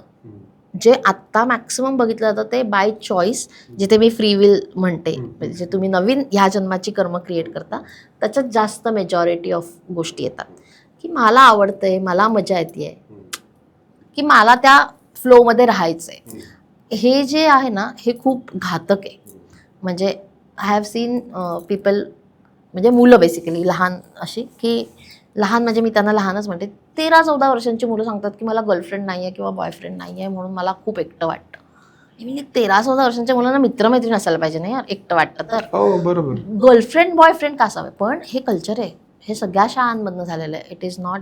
आणि आपण इथे म्हणजे असं मला वाटतं की सोसायटी म्हणून खूप मोठ्या गोष्टीसाठी लॅक करतोय, किंवा आपली सोसायटी म्हणूनची रिस्पॉन्सिबिलिटी कमी होत चालली आहे. म्हणजे मला आठवते मी जर 8वी-9वीत असताना असं गर्लफ्रेंड बॉयफ्रेंड म्हटले असते तर गल्लीतले 4 जणांनी माझ्या आईला जाऊन सांगितलं असतं, ती तिच्याबरोबर फिरते बरं का, बघ बरं का, लक्ष दे त्यांच्याकडे. आज शेजारची व्यक्ती कोण आहे हे माहीत नाही आहे. समजा मला जर माझ्या ओळखीतलं कोणी दुसरं तसं फिरताना दिसलं तरी मी जाऊन ना त्याच्या पेरेंट्सना सांगते ना पेरेंट्स ऐकून घ्यायच्या मनस्थितीत आहेत. म्हणजे हे दोन्हीकडनं आहे. सो हे पिअर प्रेशर्स नक्की कुठून येत आहेत, कसे क्रिएट होत आहेत, ह्याच्या रूटला जायचं असेल ना तर आपण वैयक्तिकच बघायला पाहिजे. कधीही चांगलं. अजून एक जो महत्त्वाचा मुद्दा जो मला असं वाटतं की आपल्या ऑराशी आणि ह्याच्याशी खूप कनेक्टेड आहे ते म्हणजे आजकाल खूप लोकांना एक अँशियस फिलिंग येते, एन्झायटी येते, की कळत नाही, समथिंग इज रॉंग, काहीतरी अस्वस्थ वाटते, काहीतरी निगेटिव्ह वाटतंय. तर is it connected to aura? It is other way around. When your aura is depleted, when you have low energies, you always feel anxious. म्हणजे तुमच्याकडे काही कारण नसताना एखाद्या म्हणजे काही नाही, नॉर्मल डे सुरू होतो तेव्हाच आधीच भीती वाटायला लागते. आणि दॅट भीती इज नॉट नेम्ड, म्हणजे कशाची भीती आहे हे माहितीच नाही आहे, कारण तुम्ही ड्रेन्ड आहात, तुमच्याकडे एनर्जीच नाही आहे. So it is other way round. Aura depleted आहे, ऑरामध्ये खूप मेजर डॅमेजेस आहेत, म्हणून तुमच्याकडे अँझायटी रिपेअर करायचंच नाही आहे. ऑरा रिपेअर करा, व्हायब्रेशन्स रिपेअर करा, अँझायटी ऑटोमॅटिक रिपेअर होते. Automatically repair. मला याच्याच कनेक्टेड ना आय थिंक हे ऑब्झर्वेशन सगळ्यांनी हे केलं असेल की बऱ्याच लोकांना ना संध्याकाळी 6 ते 7ची जी कातर वेळ म्हणतो ना आपण, ती अंगावरती अंगावरती येते, अस्वस्थ वाटायला लागतं, घरामध्ये एकटं थांबावंसं वाटत नाही. सो अशा जेव्हा फिलिंग देतात, अशा जेव्हा एनर्जीज तुम्हाला जाणवायला लागतात, जर त्या माणसाला बाहेर जाणं शक्य नसेल तर how he can heal himself at that point of time? तुम्हाला मला म्हणजे असं, माझ्यापेक्षा तुम्ही यंगच आहात, पण तुम्हाला आठवत असेल तर आपल्या लहानपणी आपल्याला आई संध्याकाळच्या वेळेला कंपल्सरी हातपाय धुणं, शोभंकरोती म्हणणं, रामरक्षा म्हणणं, पाढे म्हणणं, म्हणजे हे एक असं काइंड ऑफ रुटीन सेट होता तो एक. हा असा सेट का होता? एक तर त्या एनर्जीज बेसिकली, ही जी कातर वेळ म्हणून तुम्ही जी डिफाईन केली ही तिन्ही संध्याकाळची वेळ असते, जेव्हा दोन्ही गोष्टी म्हणजे एनर्जी लेवलवरती बोलायचं झालं तर पॉझिटिव्ह आणि निगेटिव्ह एनर्जी सायमल्टेनियस फ्रिक्वेन्सीवरती काम करतात. मग तुमचा ऑरा जर निगेटिव्ह असेल तर तुम्ही निगेटिव्ह फ्रिक्वेन्सी कॅच करता आणि मग तुम्हाला ते अंगावर येणं, आणि मग हे सगळे प्रोटेक्टिव्ह लेअर्स होते. अगदी शुभंकरोती म्हणायचं नाही आहे, रामरक्षा म्हणायची नाही तर मोबाईलवर लावा, हनुमान चालीसा मोबाईलवर लावा, किंवा पाढे मोठ्याने म्हणणं याचा अर्थ काय होता की तुम्ही जेव्हा मोठ्याने म्हणताना कुठलीही गोष्ट तर तुम्ही ऑटोमॅटिक ते एनर्जी सर्कल ब्रेक करता तुमच्या आजूबाजूची. पाढ्यांमध्ये काय म्हणजे नंबर्स आहेत, ते काय देवाचं नाव नाही आहे ना कुठल्या, पण नंबर घेताना पण तुम्ही जेव्हा मोठ्याने म्हणताय तेव्हा ती एनर्जी आपोआपच तुमच्या आजूबाजूची क्लीन होती. So say anything allowed. फक्त आता उगीच रडके गाणी, मिनिंगलेस गाणी फक्त मोठ्याने म्हणू नका, बट जे तुम्हाला म्हणावंसं वाटतंय चांगलं, ज्याने तुम्हाला मन प्रसन्न होईल असं तुम्ही मोठ्याने म्हणा, त्याने तुम्हाला ते आपोआपच तुमचा ऑरा हील व्हायला मदत होते. I will suggest there is अ सुरक्षा कवच म्हणते मी त्याला, कंपल्सरी प्रत्येकाने जर आपल्या घरात लावलं, म्हणलं, जे काय तुम्हाला शक्य आहे. कारण आता आपल्या टाईम म्हणजे मी हे मागचे काही वर्ष स्वतः अनुभवते की त्याच पर्टिक्युलर वेळेला मला घरातच नसेल, मी घरून यायलाच उशीर झाला. ही प्रॅक्टिकल चॅलेंजेस आहेत ना, ऑफिसमधनं 7 वाजता नाही घरी पोहोचते आपण.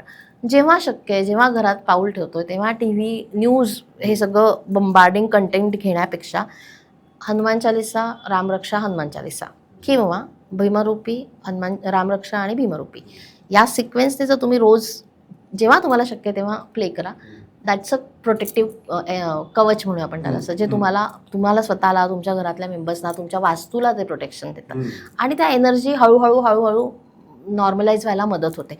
डे 1ला तुम्हाला फरक जाणवेल का? नाही, पण over a period of time you will feel the difference की okay this is what is protecting me. तुम्हाला ऑटोमॅटिक ते ऐकायची इच्छा होते. मगाशी बोलताना ना आपण एका विषयावरती हात घातला, पण मी म्हणलं की मी तुम्हाला हा प्रश्न नंतर विचारेन. तुम्ही सांगितलं की नजर लागणं कोणी बिलीव्ह करता नाही करता पण लागते, लाईक तुमच्या एनर्जीजला, तुमच्या घराला, तुमच्या कामाला, सगळ्याला नजर लागते. सो कधी कधी नुसतं असं म्हणणं, अरे यार काय घर आहे याचं, माझं पण घर असं झालं असतं, तर हे सुद्धा नजर लागणं आहे. लाईक हे जस्ट एक्सक्लेमेशन देणं, may be in a good way, की भाई काय घर केलंस तू, तर हे सुद्धा नजर लागणं आहे का? इन अ गुड वे असेल तर नाही लागत नजर. म्हणजे तुमचं इंटेन्शन्स प्युअर असेल, चांगलं असेल व्यक्तीबद्दलचं, तर नजर नाही लागत.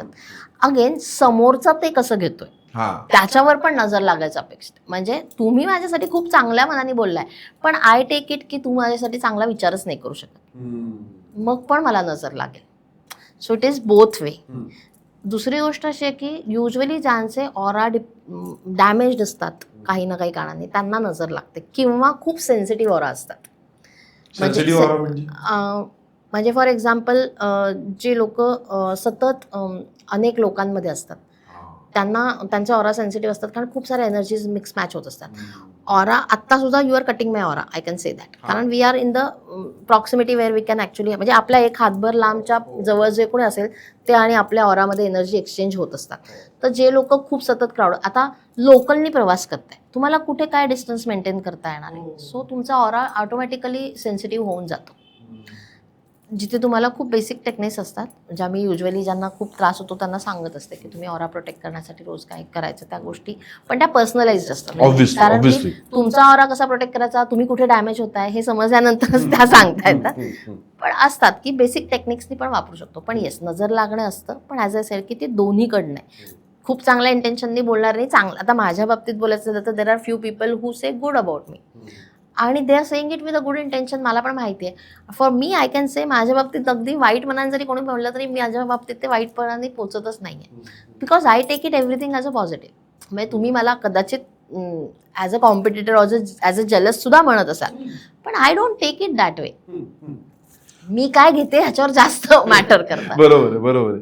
आता युजली नजर लागली की आपल्याकडे एक जे पूर्वापार आपल्याला माहिती की आई येते मीठ मोहरी घेऊन हे करते, पण ऑरा लेवलवरती आपल्याला जर स्वतःची नजर काढायची असेल किंवा एनर्जी लेवलवरती जर तुम्हाला प्रोटेक्ट करायचं असेल, तर what is that simple way की ज्याने आपण एक नजर आपली रिमूव्ह करू शकतो? जर नजर लागली असं तुम्हाला कन्फर्म वाटत असेल तर पहिली गोष्ट तर नारळ असतो, नारळ घेऊन तुम्ही, म्हणजे 2-3 आहेत टेक्निक्स. नारळ घेऊन तुम्ही डायरेक्ट नारळ स्वतःवरनं अँटी क्लॉकवाईज 7 वेळा फिरवून उतरवून बाहेर, घराच्या बाहेर टाकू शकता, किंवा घराची पण सेम वेने तुम्ही नजर काढू शकता नारळाने. व्यक्ती म्हणून जर तुम्हाला वैयक्तिक स्वतःची काढायची आहे म्हणजे, तर तुम्ही मीठ डाव्या हातात फक्त मीठ घ्या, अगेन अँटी क्लॉकवाईज 7 वेळा फिरवा, आणि त्याने सुद्धा तुमची नजर निघते. मिठाच्या पाण्याने आंघोळ करायला सुरुवात करा, हनुमान चालीसा ऐका, रामरक्षा ऐका, अंगारा लावा. डन डन आहे, डन आहे. मला ना आता एका खूप वेगळ्या विषयावरती जायचंय की अनेकदा आपण आपलं ऑरा म्हणा किंवा आपलं अस्तित्व जेव्हा डिफाईन करत असतो, तेव्हा ते बॉडी लेवलवरती करायला पाहिजे की सोल लेवलवरती करायला पाहिजे? Like what is the best way to define our self? Okay, मी असं म्हणेन की it is not body, it is not mind. म्हणजे मनही नाही आहे आणि बॉडीही नाही आहे. It's a consciousness. मी ज्या कॉन्शियसने या दोन्ही गोष्टी फील करते ते म्हणजे मी आहे. म्हणजे ॲज आय सेड की या देहाचं नाव स्मिता आहे. मग हे जे मन सो कॉल्ड आहे हे स्मिताच आहे ना, पण मग अनुभव कोण घेत आहे? तो जो कॉन्शियसनेस आहे ना तो अनुभव घेतोय, दोन्हीच आहे. So it is not body, it is not mind, it is your consciousness who decides की who you are, how you are. So तुझं मी ठरवलं की मला आनंदी राहायचं आहे, माझ्या कॉन्शियसने ठरवलं मला आनंदी राहायचं आहे, म्हणजे बाकी सगळं कुठेही चाललं राहू दे. म्हणजे माझ्या पाय दुखतोय, माझं डोकं दुखतंय, माझ्या म्हणजे टेन्शन इन द वे, खूप साऱ्या गोष्टी आजूबाजूला बिघडल्या आहेत, म्हणजे मन पण डिस्टर्ब आहे असं मला म्हणायचं आहे. But my conscious is happy because I know that is not me. I can detach both from both with my conscious feeling. की ॲज आय सेड की मला जर गोष्टी माझ्यापासून डिटॅच करायच्या असतील तर I should get it the feeling from consciousness. हे तुम्हाला टेक्निकनी जमतं. ह्याच्यातलं एक one of the simplest technique जे मी हल्ली सगळ्यांना सांगते, कायम स्वतःला सांगत राहा की मी आनंदी आहे. ॲब्सोल्युटली. आणि वेनेवर समवन आस्क यू, आपण आता खूप सारे डिजिटल मीडियावरती आहे, पहिलं व्हॉट्सअपवरती असतं की हाऊ आर यू. लिहा मी आनंदात आहे. समोरच्या व्यक्तीला नंतर म्हणजे if it's a doctor or someone else also की ज्यांना तुम्हाला इन्फॉर्मच करायचं आहे, मला आज ताप आलाय, मला आज पोट दुखतंय, पहिलं वाक्य आनंदी आहे लिहा, मग सगळी नंतरची लिस्ट वाचा. So your conscious and subconscious mind gets trained for that. आणि this is my personal experience since 2020. I had but don't you think then we are just pretending to be happy? No. थोड्या वेळासाठी तुम्हाला pretend करावं लागतं का, तर हो, पण over period of time it's become your habit. आणि मग तुम्ही ते कॉन्शियस लेवलला पोहोचता. असं पहिल्या दिवशी तर तुम्ही म्हणू शकत नाही ना की मी माझं मन वेगळं करीन आणि माझं शरीर वेगळं करीन, म्हणजे मला किती ताण असला तरी दॅट विल नॉट. म्हणजे 2020ला आय रिमेंबर फर्स्ट जेव्हा कोविड वेव्ह आली होती तेव्हा सगळीकडेच पॅनिक होतं ना, वेगळं काय होतं, म्हणजे every one was in that mode. आणि that was the first time I started writing to, म्हणजे जेव्हा काही मेसेज यायचे, कशी आहेस तू, आनंदात आहे. लोकांनी असे 2-2 क्वेश्चन मार्क टाकलेले तेव्हा, कशी काय तू आनंदात आहेस? आय एम लाईक कोविड आहे. हा, म्हणजे somebody take it sarcastically also. हा, मी आनंद, हा काय झालं असं. एक्झॅक्टली. सो आता माझं म्हणणं आहे की माझ्या हातात नाहीये लॉकडाऊन बंद करायचं, चालू करायचं, तुमच्या हातातही नाही आहे, फॉर दॅट मॅटर अथॉरिटीजच्या पण तेव्हा हातात नव्हतं. सो मग आपल्या हातात काय आहे? तुमचं मेंटल हेल्थ मेंटेन करा ना. So that is what the first and basic thing. If you want to clear your aura, clear your vibrations, start saying I am happy. Pretend करायला सुरुवात करा. तुमचं शरीर आपोआप थोड्या दिवसांनी ते घ्यायला सुरुवात करतं आणि ते आपोआप रिपेअर पण होतं.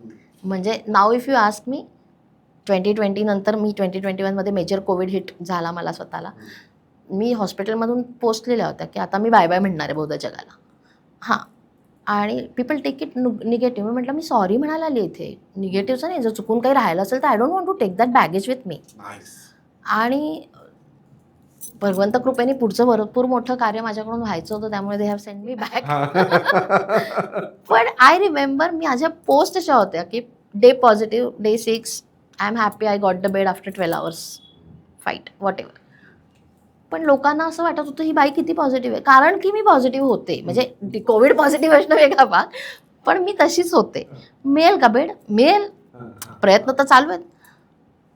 त्याला जगवायचं असेल तर तो मला कसंही जगवेल. खरंय खरंय. मला शेवटच्या 1-2 प्रश्नांकडे जायचं आहे, पण त्याआधी ना मला आता तुमच्याशी बोलताना एक प्रश्न हिट झाला. रिसेंट टाईममध्ये ना एका मराठी ॲक्ट्रेसचं रील खूप व्हायरल झालं होतं अबाउट ऑरा आणि हे की ती तिचा ऑरा क्लीन करण्यासाठी करते, ती she takes regular salt water bath, ती रेग्युलरली केस कापते कारण आपल्या केसांमध्ये खूप एनर्जीज असतात. So do you really believe की आपण आपल्या केसांमध्ये तेवढ्या एनर्जीज होल्ड करतो आणि we need to cut them off very frequently? म्हणजे मला असं म्हणायचं की केसांमध्ये आपल्या एनर्जीज तर सोडा, आपले खूप लाईव्स पण आहेत. मिनिमम 3 लाईव्स आहेत आपल्या केसांमध्ये आणि नखांमध्ये. बापरे. The memories associated with that. पण केस कापायला पाहिजेत का, तर असं काही नाही. म्हणजे पूर्वीच्या काळी बायका केसच कापत नव्हते. म्हणजे फॉर दॅट मॅटर आजही पंजाबी लोक, जे सिख लोक आहेत, त्यांच्याकडे मेल फिमेल दोघंही हेअर कट करत नाही. मग त्यांच्याकडे काय निगेटिव्ह आहे का? नाही. सो काही गोष्टींमध्ये फॉलो करा. म्हणजे माझं असं म्हणणं आहे की कॉन्शियसली विचार करा. केस कापून निगेटिव्ह एनर्जी जाणार असेल तर आपण सगळे बालडच जास्त चांगले असतो. नाही, आणि अगेन जसं तुम्ही मगाशी म्हणलात की प्रत्येकाची ऑरा क्लीन करायची. Exactly. So this can be a uniform it can universal remedy. हां, but salt water bath is a universal remedy because salt has that content. म्हणजे त्याच्याकडे ती एनर्जी क्लीन करायची पॉवर आहे म्हणा, किंवा त्याची प्रॉपर्टी आहे म्हणून. पण सॉल्ट वॉटर बाथ पण किती घ्यायचा, कधी सुरू करायचा, हे पण पर्सनलाइज होऊ शकतं. पण ठीक आहे, तुम्ही सुरुवात तर करा. That can be done. असं हां, पण केस कापून ऑरा क्लीन होतो हे थोडंसं, म्हणजे मला स्वतःला पण माझं म्हणे की मला नवीन आहे, मी कदाचित रील मिस केलंय. पण ॲज आय सेड, आपल्याकडे हिंदू धर्मामध्ये ऑरा क्लिनिंग म्हणून नाही सांगत मी, पण वेणीदान नावाचा एक विधी आहे, जो तुम्ही स्पेशली फिमेल्सनी पोस्ट देअर पिरियड्स, म्हणजे त्या वयानंतर करावा, सवाश नसताना करावा. असं एक. आता याच्यावरती कदाचित तुम्हाला खूप वेगळे कमेंट येतील, तर त्याबद्दल आय अपोलोजाईज. पण याच्या मागचं कारण असं आहे की तुम्ही, म्हणजे मी हे कुंभमध्ये करून आले म्हणून मला त्या गुरुजींनी जास्त सांगितलं म्हणून माहिती आहे, पण it is I new only की वेणीदान करायचं आहे आयुष्यात कधीतरी. ते तुम्हाला बायको आणि नवऱ्याला शेजारी बसवतात आणि नवऱ्याला सांगतात, म्हणजे नवऱ्याकडनं त्याच्या बोटांनी 3 बोटांचे केस कापून घेतात. तर ते 3 जन्मांमधलं तुमचं सगळं, बिकॉज नवरा बायको इज अ कार्मिक रिलेशन, तुमचे अनेक जन्म त्याच नवऱ्याबरोबर चालू असतं. ही एक गोष्ट.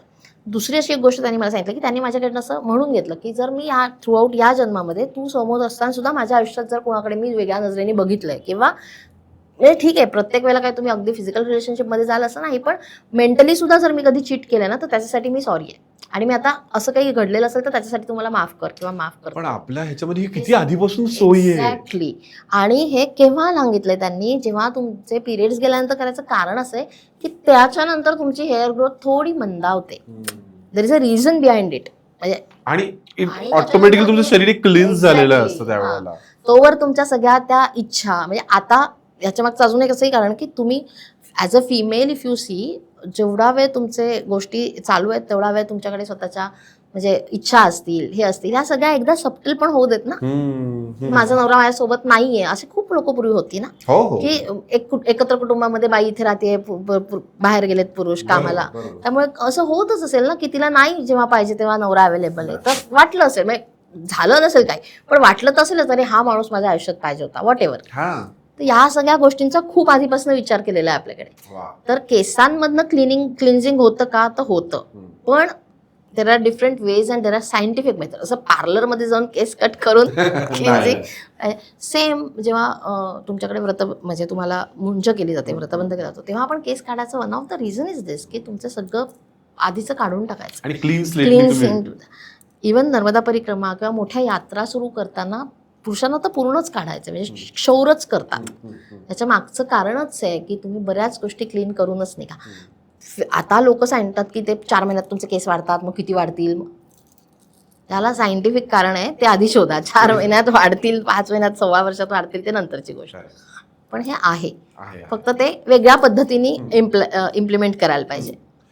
मला अजून एक टर्म जी ह्या सगळ्या गोष्टींमध्ये ना, माझी खात्री अनेक लोकांनी ऐकली असेल, की जी तुम्ही एक्सपर्ट लोक जरा सांगतात की तुमच्या बिहेवियरला, तुमच्या प्रॉब्लेम्सना एक पॅटर्न असतो. त्याच्यात तुमच्या पास्ट लाईफपासून एक काही सर्टन पॅटर्नमध्ये तुम्ही एक गोष्ट फेस करत असता. तर हे पॅटर्न म्हणजे नक्की काय आहे आणि how you deal with it? Okay, pattern कसे असतात, तर फायनान्शियल पॅटर्न मी असं एक्सप्लेन करेन की मी खूप प्रयत्न करते, पण मला जेवढे पाहिजे तेवढी ग्रोथ मिळत नाही किंवा तेवढे पैसे मला मिळत नाहीत. किंवा असे पॅटर्न असतात की एव्हरीवेअर आफ्टर 2.5 इयर, 3 वर्षानंतर मला माझ्या बॉसशी पटतच नाही आणि मग मला बाहेरच पडावं लागतं. म्हणजे माझं जेव्हा ॲक्च्युली प्रमोशन ड्यू असतं तेव्हाच काहीतरी होतं आणि मला परत नवीन जावं लागतं. This is what is a pattern with finances. इथे अथॉरिटीजशी डील करण्याचा पॅटर्न असतो ॲक्च्युली, जो तुम्हाला कळतच नाही. कधी कधी ते पॅटर्न असे पण असतात, म्हणजे मी खूप रॅन्डम प्रश्न विचारते, बाबांशी पटत नाही का हो, किंवा आजोबांशी पटत नव्हतं का, किंवा तुमच्या घरात जर आई जास्त स्ट्रॉंग होती तर तिच्याशी पटत नव्हतं का. तर ते बऱ्याचदा उत्तर हो असतं. लहानपणी ना नाही पटायचं, म्हणजे ओव्हर पिरियड ऑफ टाइम तुम्ही मोल्ड होऊन जाता, गोष्टी सॉर्ट होतात. हा फायनान्शियल पॅटर्न रिलेटेड असू शकतो तुमच्या वडिलांच्या रिलेशनशी वगैरे, जिथे तुमचे बॉसेसचं कनेक्शन्स नसतात. आपण पॅट्रियार्कीमध्ये जातो म्हणून मी वडिलांची म्हटलं, पण तुमच्या घरात जे अथॉरिटी, आता जे सिंगल पेरेंटच आहेत त्यांच्याकडे आई असेल, असं काही जे आहे ते, म्हणजे असं रिलेशनशिपचे पॅटर्न्स असतात. म्हणजे ब्रेकअप हा वेगळा इश्यू झाला, म्हणजे ब्रेकअप तर सोडून द्या, ते तर pattern as it is recognise होणारी गोष्ट आहे, पण लोकांना ते रेकग्नाइज करायचे नसतात, तो वेगळा गोष्ट. पण मी खूप लोकांना माझ्याकडनं भरभरून देते, म्हणजे मग मैत्रीत असेल, कलिग्सना असेल, पण in return I don't get what I want, किंवा माझ्या वेळेला कोणीच नसतं. हे खूप लोकांकडे कॉमन आहे की म्हणजे मी खूप भरभरून, मला जेव्हा लोकांची गरज असते तेव्हा माझ्या पाठीशी कोणी नसतं. हा पॅटर्न आहे तुमचा की तुम्ही प्रत्येक वेळेला करता, म्हणजे इथे व्यक्ती बदलतात पण तुमच्या आयुष्यात घडणाऱ्या घटना सेमच घडतात. मग ह्याचा अर्थ तो पॅटर्न आहे, तुम्ही तिथे शिकणं काहीतरी. इवन आय नो समवन की when she takes decision she is very adamant की हा हे बरोबर होणार, आणि तो डिसिजन घेतल्यानंतर शी स्टार्ट रिग्रेटिंग अबाउट की अरे इससे अच्छा तो पहले वाला ही अच्छा था. याचा अर्थ त्यांच्याकडे लर्निंग असोसिएटेड झालेलं नाहीये, म्हणजे जे लर्निंग घ्यायचं ना ते झालेलं नाहीये. म्हणजे हे पास्ट लाईफशी कनेक्टेड आहे का आपल्या करंट ऑराशी कनेक्टेड? पास्ट लाईफमध्ये पॅटर्न्स मेजॉरिटी पास्ट लाईफशी कनेक्टेड असतात. तुमचं लर्निंग किंवा take away, give and take असं काहीतरी इनकम्प्लीट असतं. ते कम्प्लिशनसाठी तुम्ही त्या पॅटर्नमध्ये असता. म्हणजे मी खूप वेळा डिवोर्स घेताना असं म्हणते की जरा पॉज घ्या, नक्की काय हील करायचं ते बघा.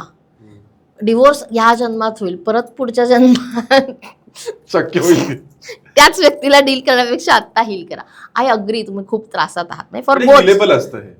हां, हिलेबल असतं. करंट रिलेशनशिपमध्ये जे मिड लाईफ क्रायसिसमधनं जात असतात त्यांना तर मी अगदी 100% सांगेन की प्लीज, हजबंड वाईफ असाल किंवा सासू सासऱ्यांशी रिलेटेड आहेत, म्हणजे इनलॉज बेसिकली दोन्हीकडनं, किंवा बॉस इमिजिएट बॉसेस यांच्याबरोबर जर तुमचे कॉन्फ्लिक्ट्स असतील तर you need to heal your, आणि ते पास्ट लाईफ रिग्रेशनमधनं हिलिंग खूप म्हणजे काय म्हणतात त्याला, खूप वेगवेगळ्या पद्धतीने होऊ शकतं. There are different ways of doing it, पण ते खूप सोपं पण आहे. सोपं म्हणण्यापेक्षा ते करण्याजोगं आहे. ते अगदीच काही आउट ऑफ द वर्ल्ड नाही आहे. आणि एकच आहे की ते म्हणजे माझं असं पहिला प्रश्न असतो, का करायचं आहे. म्हणजे माझ्याकडे जेव्हा पास्ट लाईफ रिग्रेशनसाठी एन्क्वायरीज येतात तर माझा पहिला प्रश्न असतो, का करायचं आहे. तर जेन्युअनली काही लोकांना प्रॉब्लेम असतात, ते सांगतात हेल्थ इश्यूज आहेत. Health issues is another thing. म्हणजे मी सारखी आजारी असते, हे मी माझ्या बाबतीतही सांगते का, मला बऱ्याचदा आजार पण येतात. आणि आता I know I don't go to doctor, म्हणजे ऐकून हसायला येईल लोकांना, पण मी उलट्या जुलाब झाले तरी डॉक्टरकडे जात नाही. I just start healing myself. आणि मला दिसतं कुठल्या तरी पास्ट लाईफमध्ये मला कुणीतरी विष दिलंय किंवा काहीतरी मी विषारी खाल्लंय. जेव्हा माझं पास्ट लाईफमध्ये मी जेव्हा हरिण होते, मांजर होते, तेव्हा मी कुठलं तरी चुकीचं काहीतरी खाल्लंय, ते पोटात आहे वॉट एव्हर, तेव्हाचं ते नीट झालं नाही हील, तर ते आत्ता पण मला त्रास देतं. So you just have to heal that.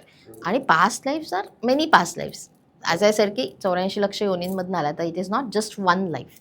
तर त्याप्रमाणे हिलिंगची पण it's a depth healing basically. तुम्ही असं वरवरचं हिलिंग नाही करत. त्यामुळे तुमच्याकडे जे चेंजेस दिसतात ना, ते स्लो स्टेडी परमनंट दिसतात. आणि फायनान्सेस म्हणजे माझ्याकडे आत्ता पण मेसेजेस आहेत. मी तुमच्याकडे जाऊन आले, म्हणजे एक बॅचमध्ये फॉर एक्झाम्पल 24 एप्रिलच्या बॅचला होता, त्यांनी आत्ता लिहिलं की मी 3 तारखेपासून कामाला लागलोय, तर मी अजून घरी चालेल नाही. म्हणजे इट इज दॅट मिरॅक्युलस. ज्या व्यक्तीकडे 6 महिने काम नव्हतं, म्हणजे त्यांनी माझी फी देऊ शकायच्याबद्दल त्याला असं डाऊट होता की मी कसे देणार, तर आय सेड फी नंतर दे, पहिल्यांदा हिलिंग कर, दॅट्स ची जास्त गरजेची गोष्ट. त्याच्यावरती त्यांनी ॲक्च्युली मला लिहिलं की नाही मी पैसे, म्हणजे त्यांनी लगेच पुढच्या 8-10 दिवसात पैसे पाठवले, ती गोष्ट वेगळी, पण इट इज दॅट की त्याचं हिलिंग इतक्या इन्स्टंट झालं होतं की त्याला आता वेळच नाही आहे कामामधनं परत यायला. बरोबर. असं होतं, फायनान्सेससाठी होतं. रिलेशनशिपमध्ये खूप मेजर फरक लगेच दिसतो. म्हणजे कितीही डीप रिलेशन असेल, कितीही डॅमेज्ड असेल, तरी तुम्ही 1-2 महिन्यात 3 महिन्यात तुम्हाला, म्हणजे जेवढा काळ तुम्ही सफर केला ना, त्या क्वांटिटीमध्ये हा वेळ कमी असतो जेव्हा तुम्हाला ऑब्व्हियस रिझल्ट्स दिसतात. आणि एक शेवटचा प्रश्न मला तुम्हाला विचारायचा आहे की आता जेव्हा मी रेडिओवरती होतो, तेव्हा जेव्हा मी स्वतः दुसरा रेडिओ ऐकायचो, तेव्हा मला ना त्याच्यातल्या खूप टेक्निकल गोष्टी दिसायच्या, की हा ना आता इथं हा पॉज घेईल, आता ही ना आता ही अशी हॉटकी प्ले करेल. आता मी जेव्हा व्हिडिओमध्ये आलोय, तेव्हा मी आता दुसऱ्यांचे व्हिडिओ बघतो, तेव्हा मला हा कट लावला, हा पॅच आहे, हा यांनी नंतर डब केला.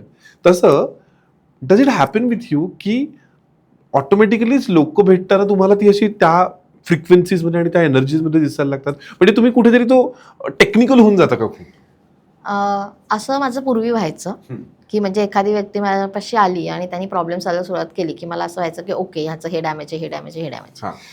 आणि फॉर एक्झाम्पल फायनान्सेस रिलेटेड असेल तर मला लक्षात यायचं याचं सोलर प्लेक्सस गडबडलेलं आहे चक्रामध्ये, किंवा जर इमोशनल इश्यूज असतील तर आज्ञा आणि हार्ट चक्र गडबडलेलं, असं मला पूर्वी खूप, म्हणजे मी कन्क्लुजन्समध्ये खूप असायचं. बट नाऊ आय नो की that's not my cup of, rather ते माझं कामच नाही आहे. मी फक्त तुम्ही विचारलं तर सांगणार की तुमचं काय गडबडलेलं आहे. ॲज गुड ॲज डॉक्टर सारखं, म्हणजे डॉक्टर सर्वसामान्य माणसांमध्ये पण जगू शकतो, अनलेस तुम्ही तुमचा इश्यू घेऊन येत नाही. आणि दुसरी गोष्ट, आता तर परमेश्वर कृपेने मी असं म्हणेन की प्रॉब्लेम सांगणाऱ्यांनी प्रॉब्लेम फक्त सांगावा. आणि मग म्हणजे आय क्लिअरली से की मी प्राणी किलिंग करते का, तर मी तुम्हाला सांगेन काय करायचं ते. I will recommend a remedy, not की तुम्ही म्हणताय म्हणून मी तुम्हाला प्राणी किलिंग करेल, असं नाहीये. म्हणजे आपण डॉक्टरकडे गेल्यावर असं म्हणतो का की नाही तुम्ही मला पॅरासिटामॉलच द्या, फार तर तुम्ही काय ॲलर्जी आहे ते सांगता. बरोबर. तसं सिमिलर वे की मी सांगते की माझ्याकडे ना असं आता इट्स लाईक माझ्याकडे असं ना खूप वेगवेगळे कॉम्बिनेशन्स आहेत, तर मला असं वाटतं की हे तुमच्यासाठी जास्त योग्य आहे. Rather I will suggest you to go with this. मग तुम्हाला ऑरा स्कॅनिंगची गरज आहे का, पास्ट लाईफची गरज आहे का, तुम्हाला होपोनोपोनोची गरज आहे, कारण प्रत्येक व्यक्ती, प्रत्येक सोल पास्ट लाईफ रिग्रेशन करूच शकेल असं नाही आहे. कारण तुमचं ती जर्नी तिथपर्यंत गेल्याशिवाय, तुमची सोलची अर्ज असल्याशिवाय तुम्ही तिथे जाऊ नाही शकत. आणि ॲज आय सेड की मी विचारते तुम्हाला काय करायचं आहे, गंमत नाही आहे पास्ट लाईफ रिग्रेशन. म्हणजे मला स्पिरिच्युअल एंटरटेनमेंट म्हणून पास्ट लाईफ रिग्रेशन करायचं नाही आहे. सो आहेत अशी खूप लोक आहेत की जे एंटरटेनमेंटसाठी एक्झॅक्टली माझ्याकडे असं खूप लोक नाही, मला एकदा करून बघायचंय, नॉट मी. म्हणजे माझं असं म्हणणं, जे करून बघायला देतील तुम्हाला त्यांच्याकडे जा, माझ्याकडे नका येऊ. कारण की माझं सोल पर्पज माझ्या गुरूंकडनं आलेलं आहे आणि ते खूप क्लिअर आहे की फक्त आणि फक्त ज्यांना खूप गरज आहे, ज्यांना स्वतःची अर्ज आहे, मला दुरुस्त व्हायचंय, मला दुरुस्त करायचंय स्वतःला, माझे प्रॉब्लेम्स मला ॲड्रेस करायचे, समजून घ्यायचे, त्याच लोकांना मदत करायची. ॲब्सोल्युटली. याच नोटवरती ना, इच्छा जरी नसली ना तरी गप्पा थांबवते, कारण आपल्याकडे टाईमचं लिमिटेशन आहे. पण जसं मला आत्ता खूप हलकं आणि आतनं काहीतरी मिळाल्यासारखं वाटतं ना, माझी खात्री आहे तुम्हाला सुद्धा ते मिळाल्यासारखं वाटत असेल. पण हा जो स्पार्क आहे ना, हा एवढ्यापुरता हिंड होऊ नका, त्या ठिणगीचा वणवा होऊ दे. वणवा इन द गुड सेन्स, की खरोखरच आपल्याला सगळ्यांना ना आयुष्य खूप सिम्पल करायची गरज आहे. कारण आपण ते खूप कॉम्प्लिकेट करत असतो. आणि त्यासाठीच भविष्यशालाचा हा जो प्रयोग आहे, हा जो प्रयोगच म्हणतो मी हा, आणि हा आम्ही अथक असा चालू ठेवणार आहोत. सो स्मिताजी, तुम्ही आज आज आलात, कुठलाही आडपडदा न ठेवता. मला माहिती आहे अनेक गोष्टी आपण इथे रॅन्डमली बोलताना बोललेलो आहोत. म्हणजे खूप लोकांना असं वाटतं की काय हो तुम्ही पॉडकास्ट, काय तुम्ही काय आधी स्क्रिप्ट लिहिलेली असतात. असं नसतं. माणूस कसा बोलतोय ना ते ऐका, ते आत्मसात करा आणि पुढचा संवाद सुरू करा. सो हा संवाद, या गप्पा जर तुम्हाला आवडला असेल तर प्लीज चॅनलला लाईक, शेअर, सबस्क्राईब करा. आणि स्मिता मॅमकडनं जर तुम्हाला अजून कोणत्या विषयांचं मार्गदर्शन हवं असेल तर नक्की आम्हाला खाली कमेंट्समध्ये सांगा. कारण आम्ही त्यांना इतक्या लवकर तर सोडणार नाही आहोत. आम्ही त्यांना वारंवार त्रास देत राहणार आहोत. सो गप्पांचा बरोबर तिथे थांबवतोय. पण भविष्यशालावरती असेच उत्तम उत्तम गोष्टी तुमच्यासाठी येत राहणार आहेत. मॅम, तुम्हाला कसं वाटलं हे सांगा आणि then will conclude. Thank you so much. मला खूप छान वाटलं गप्पा मारताना. बेसिकली हे जे विषय आहेत ना, ते थोडे न बोलले जाणारे, किंवा even if you look at it की पास्ट लाईफ रिग्रेशन म्हणजे खूप काहीतरी वेगळं आहे, खूप अवघड आहे, किंवा ऑरा पण खूप काहीतरी नाही. आपण सर्वसामान्य लोक आहोत, आपल्याकडे ते सगळं आहे. आणि आपल्याला फक्त ते योग्य वेळेला योग्य पद्धतीने टॅप करता आलं पाहिजे. आणि जर आपण बॅक टू रूट्स जाऊ तर हे सगळं करेक्शन्स ऑटोमॅटिकली होतील. जसं मी म्हटलं की आपण आपल्या डेली लाईफमध्ये करेक्शन्स करायला पाहिजेत. एवढंच. Thank you so much. हीच करेक्शन करत राहूया. Thank you so much.